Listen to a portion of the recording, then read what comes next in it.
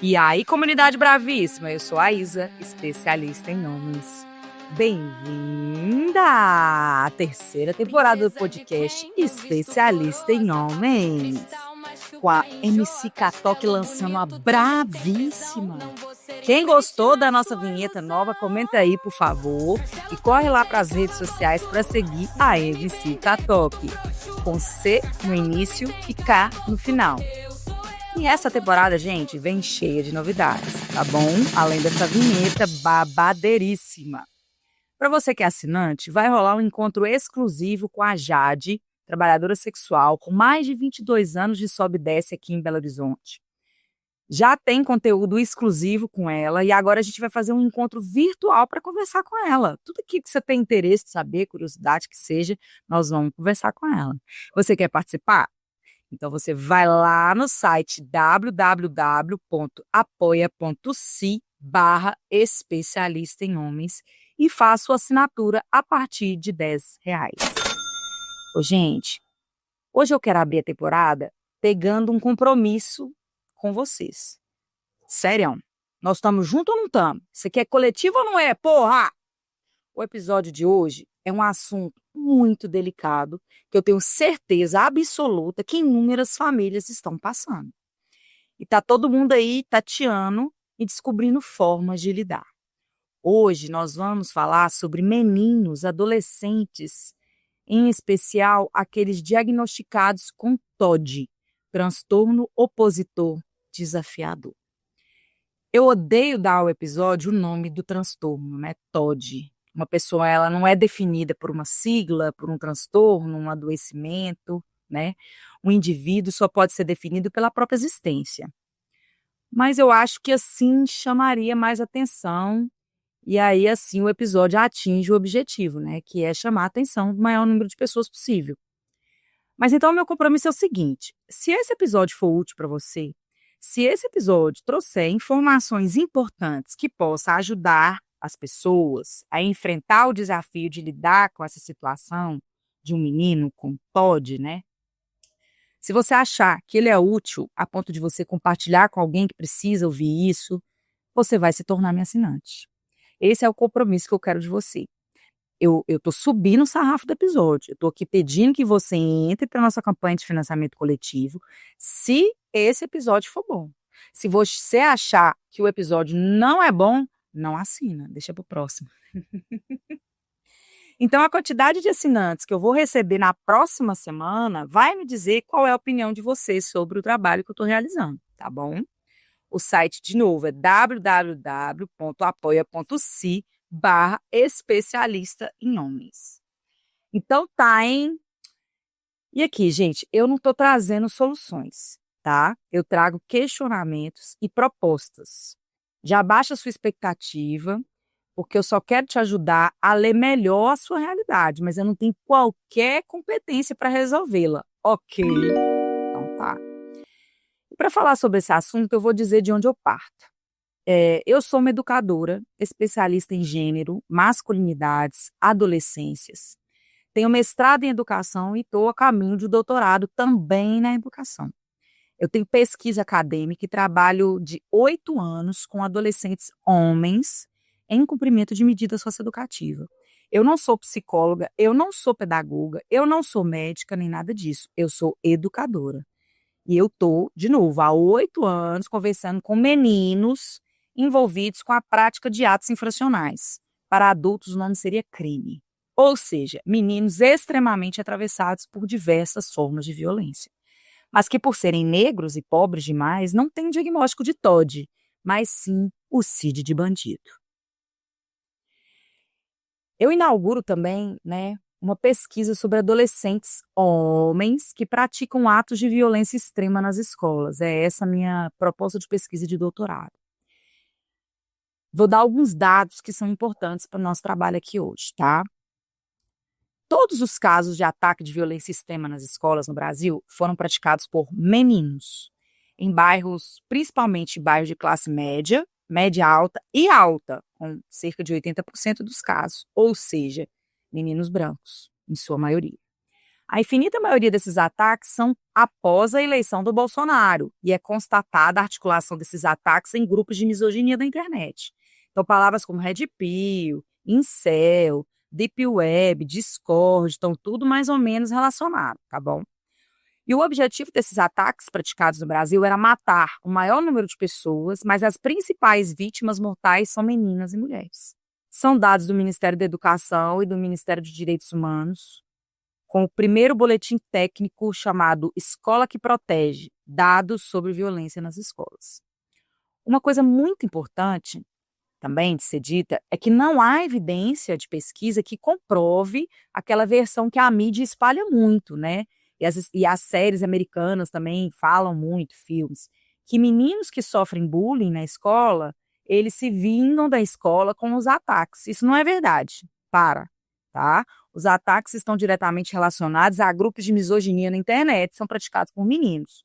Mas é completamente temerário afirmar que isso tenha relação com sofrer bullying. Então, vocês têm que tomar cuidado também para não sair achando aí que qualquer menino está sofrendo uma questão aí na escola é um potencial jovem que vai cometer um ataque, tá bom? Outra coisa muito importante para dizer é que eu não estou falando que meninos que praticam ataques nas escolas têm TOD. Eu não estou falando isso, tá? Eu só estou explicando para vocês a pesquisa que eu estou trabalhando atualmente. Então, eu estou dizendo, né, assim, também que o diagnóstico de TOD está inserido em um contexto de gênero e masculinidades, que é tão importante quanto tratar clinicamente, é necessário tratar socialmente, individual e coletivamente. Todo mundo engajado para enfrentar o machismo, para proteger e garantir os direitos dos nossos meninos e meninas. E quero deixar mais uma reflexão aí na cabeça de vocês. Vocês acreditam que esses profissionais que têm acompanhado o filho de vocês, eles estão considerando a dimensão de gênero e masculinidades? Quando eles indicam um tratamento, será que esse médico, terapeuta, está estudando masculinidades? Ou ele está parado no panorama médico que ser humano é sempre homem, e, portanto, ele não explora a dimensão social onde se insere esse adolescente, esse homem? O que me leva à seguinte pergunta: cadê as meninas que têm TOD? Pergunta sincera. Porque todo mundo que eu conheço, né, que tem isso na família, são apenas meninos com esse diagnóstico. Não tem? Eu tenho certeza que tem, mas eu estou perguntando onde estão. Ah, então TOD é problema ligado ao machismo?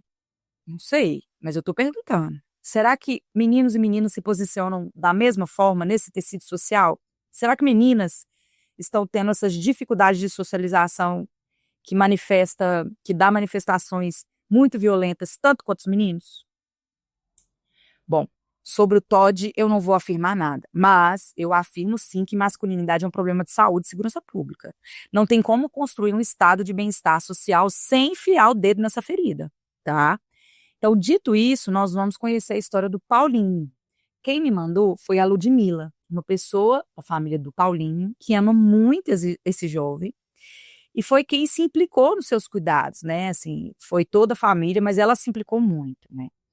E é também uma história minha, porque eu conheço o Paulinho. E eu vivenciei algumas coisas dessa história que a Ludmila está contando hoje pra gente. A Ludmila abre a história dizendo o tanto que o Paulinho impactou a vida dela e de toda a família.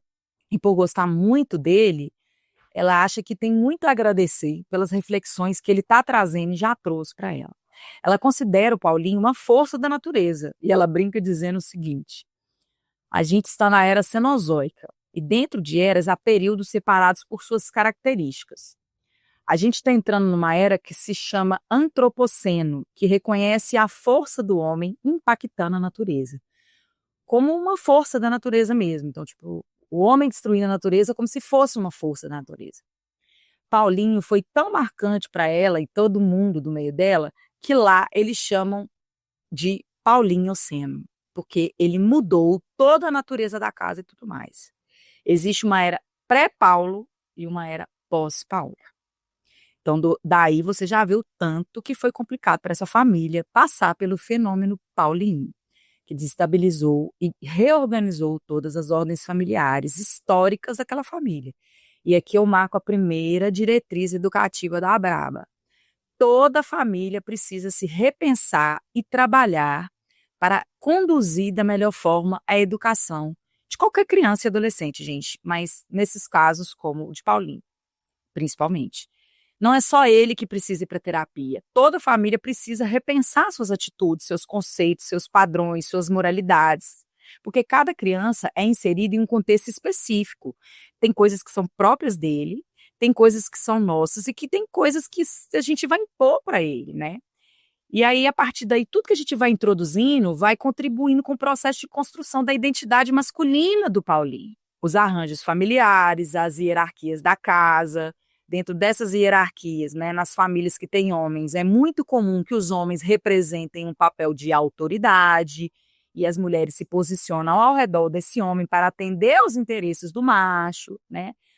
Principalmente quando esse macho é um pai, né, mais velho. As que têm só mulheres, ainda assim é comum que essas mulheres reproduzam a lógica de que, na verdade, tinha que ter um homem, né? Aí não adianta você falar para a criança que machismo é ruim, mas a sua casa se organiza de um jeito machista. Nesse processo de construção e reconstrução das identidades das crianças e adolescentes, vale muito mais o que você faz e vive do que o que você fala. Dar seu sermão adulto não impacta tanto quanto viver o que você ensina diariamente, né? Não dá também, gente, para você, para a gente, para a família, as pessoas adultas, achar que o jeito que a gente foi criado é o único jeito certo e que o menino tem que chegar e só aceitar suas regras sem questionar, né? Principalmente nos dias de hoje, que ele tem tantas informações, né? E o menino não tem que se moldar e se curvar diante de você, adulto. E você nunca melhora nada, enfim. Meninos como Paulinho chegam para nos ensinar mesmo que patriarcado não é algodão doce e que família margarina só existe na TV, né? E Paulinho, ele entra naquela família de um jeito super problemático, que já resulta, né, já resultado de inúmeras violências próprias do machismo. A mãe do Paulinho, ela não queria ter esse filho. A primeira pauta a ser levantada pela Ludmila foi essa, a importância da gestação ser desejada pela mulher. Que a mulher não tinha obrigação, não tinha que ter obrigação de ser mãe, né? A mãe do Paulinho tem um problema psiquiátrico com atraso cognitivo e ela descobriu a gravidez com 5 ou 6 meses. Ela era um pouco mais obesa e aí ela não percebeu, né? Ninguém deu conta muito daqueles ciclos menstruais, não sei se ela tinha essa informação, ninguém percebeu. E o homem, né, foi exatamente um homem, transou com uma pessoa que tem atraso cognitivo e foda-se, né? E aí ninguém sabe quem é, ficou a mulher aí com o filho. E o Paulinho, então, não era desejado. E não era mesmo. Não baixa uma santa na hora que você engravida, não, gente, tá? O Paulinho não se encaixaria na vida daquela mulher de jeito nenhum. Mas abortar não pode, porque o machismo não deixa. A adoção não dá, porque o cristianismo não deixa, né? Porque entregar um filho para... Não, que absurdo. E mesmo assim, por ela ter problemas psiquiátricos, a adoção do menino já podia ser super dificultada. Então é isso, a mãe que lide, é tudo no cu da mãe, patriarcado tá aí, obedeça. A mãe do Paulinho, que eu vou chamar de Leila, não ficou feliz com a situação, muito pelo contrário, ela já ficou com tristeza, com ódio mesmo. O que certamente ela transferiu para o menino na barriga. E aqui, gente, a Ludmila marca e eu também. Se você começar a enveredar aqui para culpar a mãe do Paulinho, se saia. Se saia desse episódio. A culpa não é dela. A culpa é do patriarcado com o cristianismo. Não é da Leila. Ela não queria. E ela não vai ser penalizada aqui por ter transado com um homem, tá? Ela transou. Transou e se fudeu porque engravidou. Como acontece aí com várias de vocês aí que me ouvem. Já que mulheres não têm direito ao próprio corpo nessa sociedade de merda e o aborto não é um direito, e mesmo quando ele é difícil, o julgamento é o que não falta, ela foi obrigada a levar essa gestação. Só que, segundo me informa a Ludmila, o feto ele já sente essa rejeição e isso impacta no psicológico e no cérebro daquele menino que está ali dentro da barriguinha da mãe. E aqui, quando ele nasceu, sempre teve um mal-estar. Teve uma alegria inicial, obviamente, mas teve um mal-estar de novo com a mãe, porque ela não estava feliz. Como assim uma mãe não ficou feliz de ter que dedicar todo aquele cuidado a um serzinho, dar peito, ficar sem dormir, sem um pai que fizesse sua parte? Como assim ela não ficou feliz? Com todo o apoio da família, mas o BO, no final das contas, é sempre dela. A Leila, com o nascimento do Paulinho, ela perdia algumas liberdades que ela demorou a conquistar, sabe? Exatamente por causa da limitação cognitiva. Algumas saídas, ela deixou de ir à festa, ela começou a viver a parte adulta dela mais tarde, por causa dos atrasos. Então, assim, é, é, foi muito para ela, né? E aqui eu vou falar com vocês uma coisa que é muito importante. Não quer dizer que o menino que tem TOD, a mãe não desejou o menino. Não fica viajando nessas coisas, porque eu não estou falando essas coisas. Estou falando exatamente do caso do Paulinho, que isso aconteceu, e qualquer viagem que vocês pegarem é viagem suas. Não sou eu que estou falando, tá? Eu estou tentando aqui localizar bem certinho o que aconteceu ali, né? Para a gente não fica procurando culpado, gente, aqui no meu podcast. Não gosto disso. Não, meu convite não é para que vocês venham aqui ficar culpando ninguém pelos erros. Não, não é. É para poder pensar. A gente está aqui para poder pensar fora da caixa e criar alternativas para poder lidar com a nossa realidade concreta. Tá bom?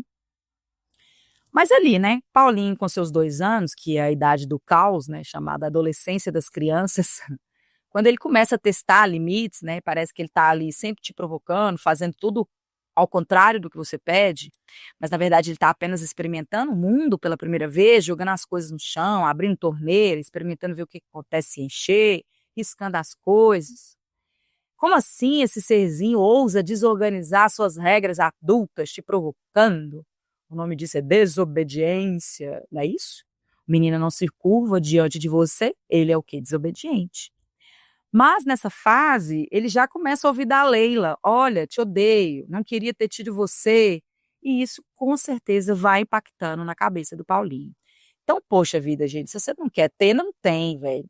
Ou se tiver, não fala com a pessoa que não quer. É muito pesado. Seja homem, seja mulher, não fala isso para uma criança, não deixa uma criança sentir isso, porque a criança não tem nada a ver com os nossos problemas adultos, Jani. Sabe aquele eu não pedi para nascer? Não pediu mesmo. Se tem alguma pessoa que não escolheu, foi o Paulinho. Para chegar nesse mundo, não foi ele que escolheu. Então, qualquer criança que vocês coloquem no mundo, e não foi ele que escolheu. Então, baixa sua bola, tá, adulto? Baixa sua bola.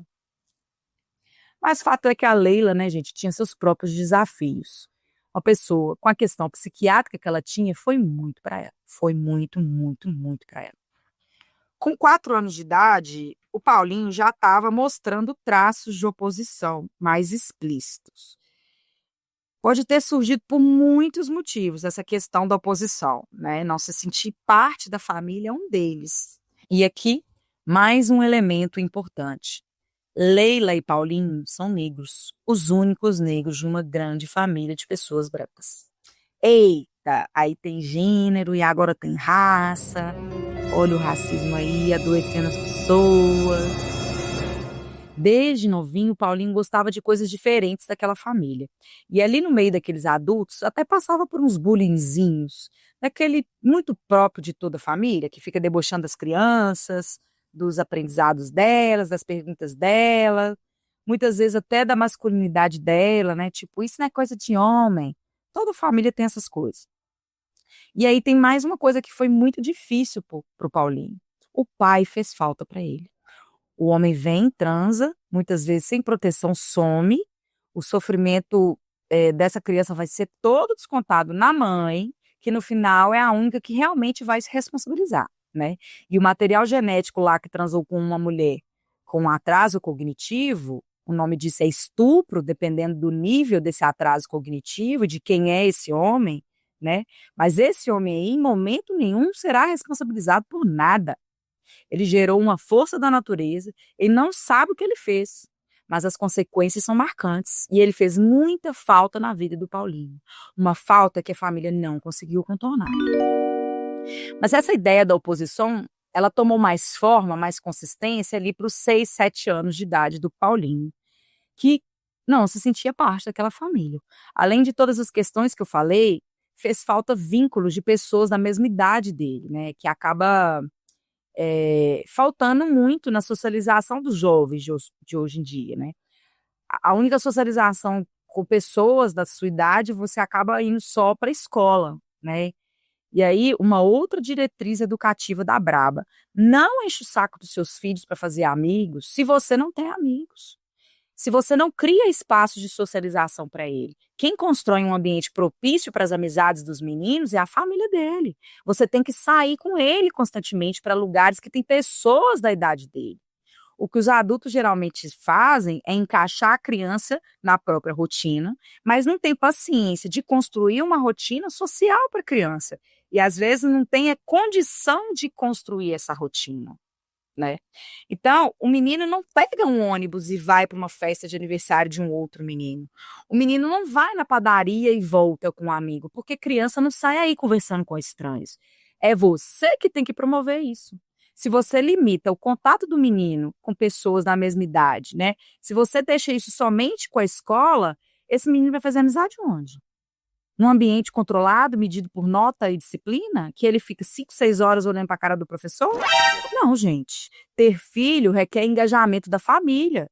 É você que está introduzindo ele no mundo. Mas porque você está cansado, cansada, você vai deixar que a socialização dele seja apenas na internet? Aí ele vai aprender mesmo violência, misoginia, aderir a grupos masculinistas, porque ali existe identidade. Ali você pega qualquer tipo de menino com qualquer questão, você encontra um tanto de homem adulto imbecil, cruel, maldoso, insatisfeito, inseguro, para ir ali interferir na formação das identidades aqueles jovens ali desenvolvendo suas capacidades cerebrais, amadurecendo, no meio de um tanto de conteúdo de violência, de misoginia, de jogo. Quantos pais, quantos homens adultos não sentam com seus filhos para jogar jogos de extrema violência, tipo jogo de tiro? Quantos homens não sentam com crianças e adolescentes para poder jogar jogo que tem monstro, demônio, construído com esses elementos cristãos? Jogos onde as pessoas aparecem apenas para tomar um tiro. Pessoas sem rosto, sem nome, que entram no jogo ali para tomar um tiro. E seu filho segurando a arma como se tivesse sendo ele que estava dando tiro. E aí você se surpreende com essa nova realidade de meninos. Ah, eu não sei onde ele aprendeu. Sabe? Lógico que a gente sabe. O mundo está totalmente contornado pelos interesses da masculinidade. E a gente está deixando para lá. Entendeu? Quantas mulheres eu conheço que elas não, tipo, bota limite, não proíbe, não deixa, tipo, já é um absurdo um pai fazer isso, tá? Eu já acho absurdo. Mas os homens eles são tão imersos na violência que os imbecis nem percebem o mal que isso faz para eles e para as crianças deles, né? Mas aí vem Paulinho e muitos outros meninos como uma força da natureza jogando na nossa cara que tudo que a gente está fazendo não tá bom, não tá dando certo. E aqui, outra diretriz educativa da Brava. Seu filho tem amigas meninas? Colegas meninas? Se não tem, você tem que dar um jeito de trabalhar isso. Você precisa trabalhar isso. Porque se seu filho crescer sem a oportunidade de se constituir em pé de igualdade com as meninas, não vai ser adulto que ele vai aprender. Meninas representam um filtro moral. Tem coisas que meninos não fazem e não falam perto de menina, exatamente porque meninas e mulheres têm diretrizes morais mais coletivas, mais solidárias, próprias da nossa criação, não é isso? Mulher é criada para ser santinha, né? Mas aí as mais jovens interrogam o machismo, elas brigam, elas se colocam. E os meninos precisam aprender a se pautar lado a lado com as meninas. Eles precisam aprender a construir relações de respeito e admiração por meninas e mulheres. E nós, né, estamos completamente equivocados sobre a forma que criamos nossos meninos. É muito mais comum ver família incentivando meninos a se separar de tudo que eles entendem por feminino. Um menino que anda com meninas, por exemplo, pode ser chamado de viado pela própria família e pelos outros amigos. Então, somos nós que precisamos melhorar, né? Como adultas e adultos que somos. Mas aí, né, depois que o Paulinho começou com as oposições, foi uma caminhada para tentar resolver. levar em psicólogo, neuropediatra, terapeuta. Essa caminhada foi muito extensa, de muitos anos, até que veio um diagnóstico de TOD, né? O transtorno opositor desafiador. E começaram as sessões com o psicólogo. Muitas trocas de psicólogo, porque aí você vai tateando até achar bons profissionais, mas os conflitos continuavam, a violência aumentava, o vício em celular. Aos 15 anos, por exemplo, Paulinho chegou a pegar o cachorro e ameaçar matar se não desse o celular para ele. Detalhe, ele amava o cachorro. E aí, a família da Leila, né, e a própria Leila foram ali construindo estratégias e rearranjos naquela família para poder entender o que estava acontecendo. Mas o transtorno escalou mais. De repente, traços de uma mentira compulsiva, de forma que você conversa, né? Eu conversava com o Paulinho e parecia que realmente ele acredita na mentira que ele está contando. É uma coisa mesmo de formação, parece que é como se existisse um outro mundo, onde existe uma outra versão das coisas, assim, né? De novo, pensa que isso se dá no momento da vida onde ele ainda está constituindo sua formação cerebral. E algumas coisas têm peso para a gente, adulto, que não tem o peso moral que a criança consegue dar, né? O próprio ato de mentir ou de ameaçar matar. Uma coisa é você, adulto, saber o que matar representa. Outra coisa é você, criança, em condições de desenvolvimento, saber que matar não pode, mas não necessariamente entender o que aquilo representa dentro da sociedade. Um crime passível de prisão, os reflexos na família, da vítima, até na família da pessoa.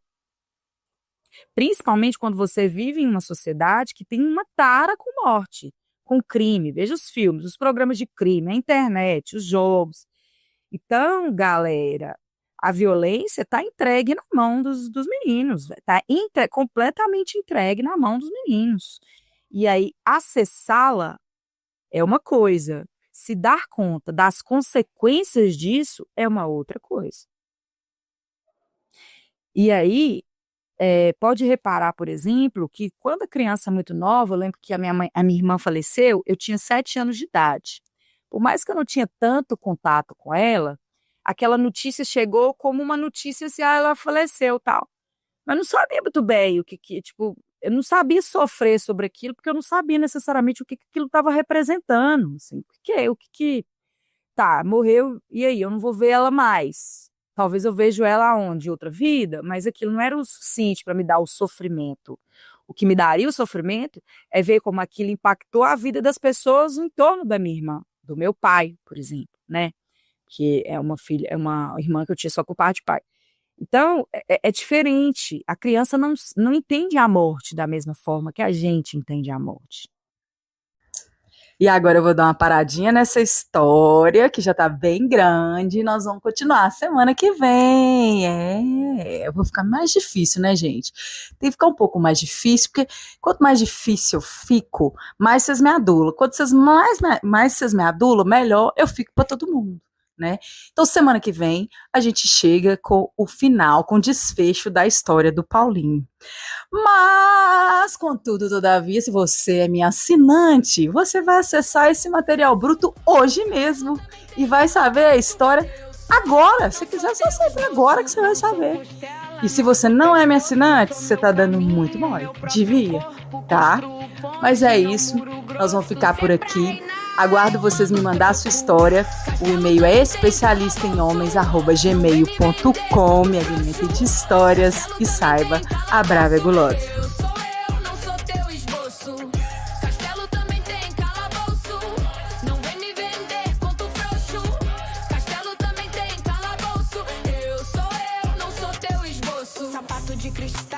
Quebra no chão, princesa cansada do conto furadão. Não sou costela, não sou pescoço. Eu sou rainha do meu próprio troco.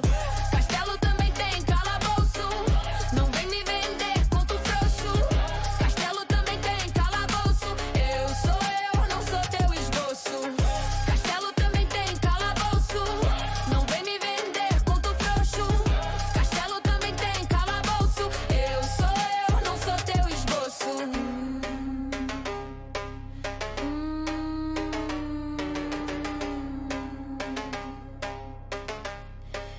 Não sou teu esboço.